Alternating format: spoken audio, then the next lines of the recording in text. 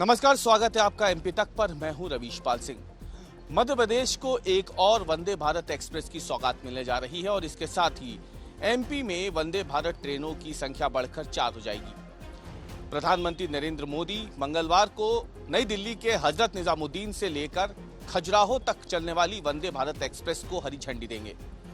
ये वंदे भारत एक्सप्रेस हफ्ते में 6 दिन चलेगी और माना जा रहा है कि इससे बुंदेलखंड के कई इलाकों में एक तरीके से देखा जाए तो एक प्रीमियम सुपरफास्ट ट्रेन की पहुंच जो है वो बुंदेलखंड के लोगों के लिए एक वरदान साबित होगी।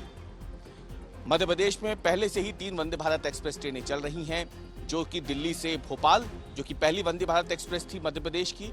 इसके अलावा जो 2 और वंदे भारत एक्सप्रेस ट्रेनें चल रही हैं, उनमें एक वंदे भारत एक्सप्रेस भोपाल से रीवा के बीच चलती है, तो दूसरी वंदे भारत एक्सप्रेस इंदौर से नागपुर के बीच चलती है। अब जो वंदे भारत एक्सप्रेस हजरत निजामुद्दीन से खजुराहो के लिए शुरू होगी, ये 4थी वंदे भारत एक्सप्रेस होगी।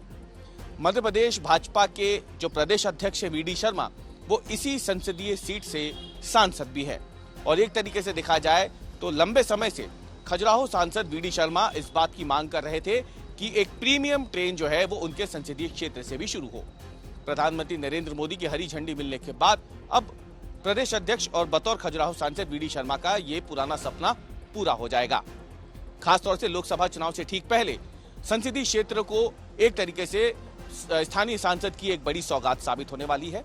आपको बताएं कि जो शेड्यूल है इस ट्रेन का, उसके मुताबिक ये ट्रेन जो करीब सुबह 6 बजे शुरू होगी दिल्ली से, और उसके बाद ये अगले दिन जो है ये पहुंचेगी उसी दिन खजुराहो दोपहर को ये पहुंचेगी। सुबह करीब 6 बजे हजरत निजामुद्दीन से इस ट्रेन का शेड्यूल डिपार्चर होगा और उसके बाद ये ट्रेन जो है अलग अलग स्टेशनों से होते हुए खजुराहो पहुंचेगी करीब दोपहर को।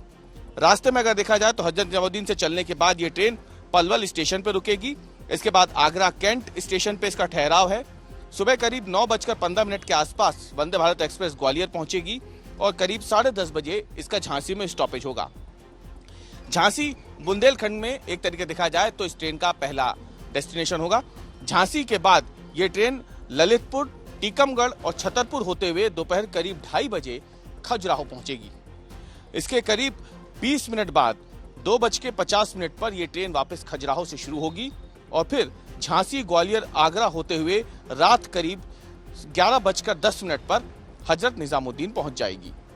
आपको बता दें कि इस वंदे भारत एक्सप्रेस ट्रेन की घोषणा अगर देखा जाए तो रेल मंत्री अश्विनी वैष्णव ने करीब 2 साल पहले की थी। नई दिल्ली से खजुराहो के बीच वंदे भारत ट्रेन चलने से माना जा रहा है कि पर्यटन को बढ़ावा इसलिए मिलेगा क्योंकि इस ट्रेन के स्टॉपेज में अगर देखा जाए तो आगरा और खजुराहो जैसे 2 विश्व स्तरीय धार्मिक पर्यटन केंद्र शामिल हैं। बड़ी संख्या में खजुराहो में पर्यटक आते हैं, खासतौर से विदेशी पर्यटक। लेकिन खजुराहो में कनेक्टिविटी की एक बड़ी परेशानी है जो इस ट्रेन के आ जाने से काफी हद तक दूर हो जाएगी, क्योंकि बड़ी संख्या में विदेशी पर्यटक ग्वालियर और आगरा भी आते हैं।